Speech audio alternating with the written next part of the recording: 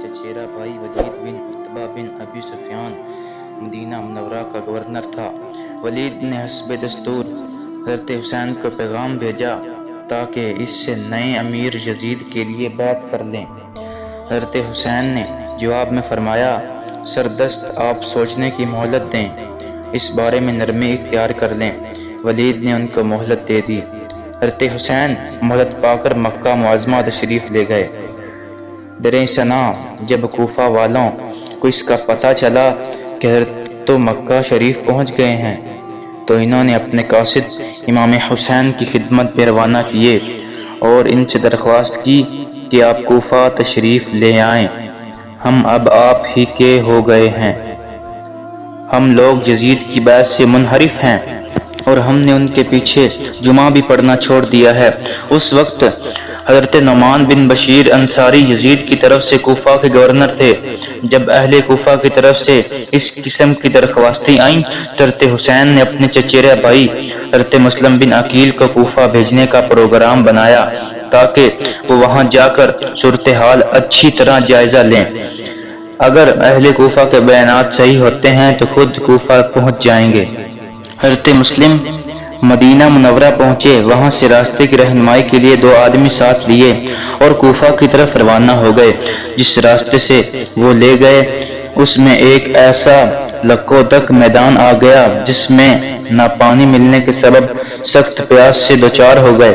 چنانچہ اسی جگہ ایک رہنما انتقال کر گیا۔ اس صورتحال کے پیش آنے پر حضرت مسلم نے حضرت حسین کو ایک خط لکھ کر کوفہ جانے سے معذرت چاہی، لیکن حضرت ممدوح نے معذرت قبول کرنے سے انکار کر دیا اور لکھا کہ آپ ضرور کوفہ جائیں گے۔ بنابراین حضرت مسلم کوفہ کی طرف چل دیے۔ وہاں پہنچ کر ایک شخص یوجا نامی کے گھر قیام فرمایا۔ جب اہل کوفہ میں حضرت مسلم کی تشریف آوری کا چرچا ہوا تو وہ خفیہ طور پر ان کے ہاں آئے اور ان کے ہاتھ پر حضرت حسین علیہ السلام بیعت کرنے لگے۔ چنانچہ 12,000 اشخاص نے بیعت کر لی۔ وری اسنا یزید کے ایک کارندہ عبداللہ بن مسلم بن شعبہ حضری کو اس کا پتہ چلا تو اس نے ساری کارروائی کی اطلاع گورنر کوفہ نعمان بن بشیر کو دے دی اور ساتھ ہی کہا کہ یا تو آپ واقعتاً کمزور ہیں یا کوفہ والوں نے آپ کو کمزور سمجھ رکھا ہے، دیکھتے نہیں کہ شہر کی صورتحال مخدوش ہو رہی ہے۔ اس پر حضرت نعمان نے فرمایا، میری ایسی کمزوری جو بربنائے اطاعت الہی ہو وہ مجھے اس قوت و طاقت سے زیادہ پسند ہے جو اس کی مصیبت میں ہو، مجھ سے یہ نہیں ہو سکتا۔ جس امر پر اللہ نے پردہ ڈالے رکھا ہے خواہ مخواہ اس پر پردہ کو فاش نہیں کروں گا۔ اس پر عبداللہ مذکور نے یہ سارا ماجرا یزید کو لکھ بھیجا۔ یزید نے اپنے ایک آزاد کردہ غلام سرحون نامی سے اس بارے میں مشورہ لیا۔ اس نے کہا اگر آپ کے والد زندہ ہوتے تو آپ کو کوئی مشورہ دیتے تو اسے قبول کرتے؟ یزید نے کہا ضرور۔ سرحون نے کہا تو پھر میرا مشورہ یہ ہے کہ آپ کوفہ کی گورنی عبید اللہ بن زیاد کے سپرد کر دیں۔ ادھر صورتحال ایسی تھی کہ ان دنوں یزید عبید اللہ مذکور پر ناراض تھا اور بصرہ کی گورنری سے بھی اسے معزول کرنا چاہتا تھا، مگر سرحون کے مشورے پر اس نے اظہار پسندگی کرتے ہوئے بصرہ کے ساتھ کوفہ کی گورنری پر بھی عبید اللہ بن زیاد کو نامزد کر دیا اور کہہ دیا کوفہ پہنچ کر مسلم بن عقیل کو تلاش کرو، اگر مل جائے تو اس کو قتل کر دو۔ اس حکم کی بنا پر عبید اللہ بصرہ کے چند گروہ لوگوں کے ہمراہ اس حالت میں کوفہ پہنچا۔ اس نے ڈھانڈا باندھ کر رکھا تھا کہ کوئی اسے پہچان نہ سکے۔ وہ اہل کوفہ کی جس مجلس سے گزرتا اس پر سلام کرتا، وہ حسین سمجھ کر وعلیکم السلام ابن رسول، اے رسول کے بیٹے آپ پر بھی سلام جواب دیتے، اس طرح سلام کہتا جواب لیتا اور قصر امارات پہنچ گیا۔ وہاں پہنچ کر اس نے ایک غلام کو 3,000 درہم دیے اور کہا تم جا کر اس شخص کا پتہ لگاؤ جو کوفہ والوں سے بیعت لیتا ہے، لیکن دیکھو تم خود کو نمس کا باشندہ ظاہر کرنا اور یہ کہنا کہ میں بیعت کرنے کے لیے آیا ہوں اور یہ رقم بھی پیش کرنا چاہتا ہوں تاکہ وہ اپنے مشن کی تکمیل سے اس کو صرف کریں۔ چنانچہ اس نے نے ایسا ہی کیا، اور بہی لطائف الخیل، اس شخص تک اس کی رسائی ہو گئی جو بیعت لینے کا اہتمام کرتا تھا، اور اپنے کی آمدنی رقم پیش کرنے کی سب بات کہہ ڈالی۔ اس نے کہا، مجھے یہ معلوم کر کے خوشی ہوئی ہے کہ تمہیں ہدایت کا راستہ نصیب ہوا، لیکن یہ محسوس کر کے دکھ بھی ہو رہا ہے کہ ہماری اسکیم ابھی پختہ نہیں۔ تاہم وہ اس غلام کو حضرت مسلم بن عقیل کے ہاں لے گیا۔ حضرت مسلم بن عقیل نے اس سے بیعت بھی لی اور رقم بھی اس سے قبول کر لی۔ اب وہ یہاں سے نکلا اور عبید اللہ بن زیاد کے پاس سیدھا پہنچ گیا اور سب کچھ اس کو بتا دیا۔ ادھر عبید اللہ کی کوفہ میں آمد کے بعد حضرت مسلم عدسہ کا گھر چھوڑ کر ہانی بن عروہ مرادی کے مکان پر فروکش تھے، اور حضرت حسین کی خدمت میں لکھ بھیجا کہ لوگوں نے 12,000 کی تعداد میں ہماری بیعت کر لی ہے، آپ کوفہ تشریف لے آئیں۔ اور یہاں یہ ہوا کہ جب عبید اللہ کو پتہ چل گیا کہ حضرت مسلم بانی کے مکان پر ہیں، تو اس نے کوفہ کے سرگردوں لوگوں سے کہا، کیا بات ہے؟ بانی میرے پاس نہیں آئے۔ اس پر حاضرین نے ایک شخص محمد بن اشب چند ہمراہیوں کے ساتھ ہانی کے ہاں گئے تو وہ اپنے دراز پر موجود تھے۔ ابن اشب نے کہا کہ گورنر صاحب آپ کو یاد فرماتے ہیں اور آپ اب تک نہ حاضر ہونے کو بہت محسوس کرتے ہیں، لہذا آپ کو چلنا چاہیے۔ چنانچہ ان کے زور دینے پر ہانی ان کے ساتھ ہو لیے اور وہ عبید اللہ کے پاس پہنچے۔ اتفاق سے اس وقت قاضی شریع بھی ابن زیاد کے پاس موجود تھے۔ ان سے مخاطب ہو کر اس نے کہا، دیکھو اس ہانی کی چال کھوٹ کی مظہر ہے۔ پھر اتنے میں وہ ان کے پاس آ گیا تو کہا، ہانی مسلم بن عقیل کہاں ہے؟ اس نے کہا، مجھے علم نہیں۔ اس پر عبید اللہ نے 3,000 درہم دینے والے غلام کو اس کے سامنے کر دیا۔ ہانی بالکل لاجواب ہو گئے، البتہ اتنا کہا، میں نے انہیں اپنے گھر بلایا نہیں بلکہ وہ خود میرے گھر آ کر ٹھہر گئے ہیں۔ ابن زیاد نے کہا، اچھا ان کو حاضر کرو۔ اس نے اس پر پیش پوش کی اور کہا، ابن زیاد نے ان کو اپنے قریب بلوا کر اس سے زور سے چھڑی ماری جس سے اس کی بھویں پھٹ گئی۔ اس پر ہانی نے اس کے ایک محافظ سپاہی سے تلوار چھین کر عبید اللہ پر وار کرنا چاہا، لیکن وہ کامیاب نہ ہو سکا۔ اس پر ابن زیاد نے یہ کہہ کر کہ اب تمہارا خون حلال ہے، قصر امارات کے ایک حصے پر اس کو قید کر دیا۔ اس واقعے کی اطلاع بانی قبیلہ مزحج کو ہوئی تو اس نے قصر امارات پر یلغار بول دی۔ عبید اللہ نے شور مچایا، پوچھا تو کہا گیا کہ بانی ہانی کا قبیلہ ان کو چھڑانے کے لیے آیا ہے۔ اس نے قاضی شریع کے ذریعے ان کو کہلایا کہ ہانی کو مسلم بن عقیل کا پتہ کرنے اور بعض باتوں کی تحقیق کے لیے روک لیا گیا ہے۔ خطرے کی کوئی بات نہیں ہے، لیکن ساتھ ہی قاضی شریع بھی ایک غلام کو لگا دیا یہ معلوم کرنے کے لیے کہ وہ لوگوں سے کیا کہتے ہیں۔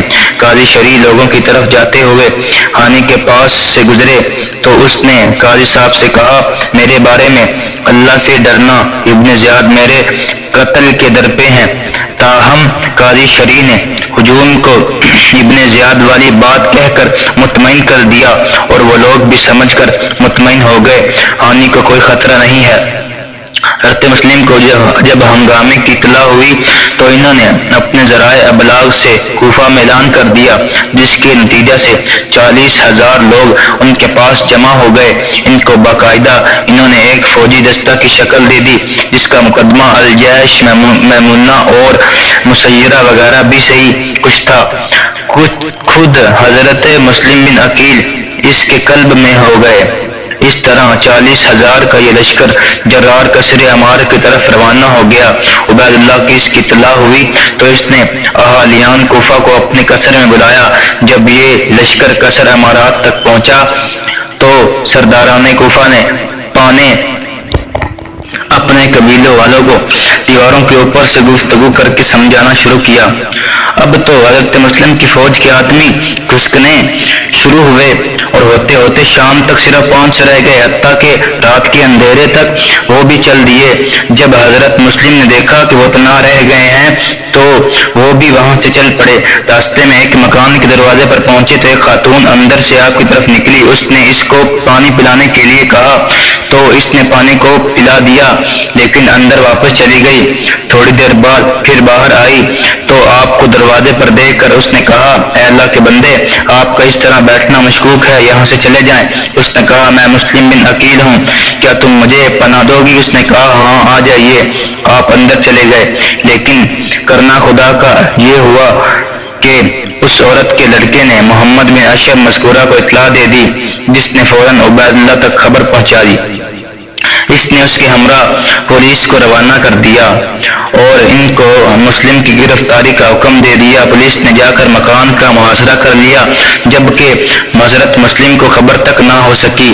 اب خود انہوں نے محصور پایا تو تلوار سونت کر نکل آئی اور پولیس کے مقابلے کی ٹھان لی، لیکن ابن اشعب نے ان کو روک کر کہا، میں ذمہ وار ہوں، آپ محفوظ رہیں گے۔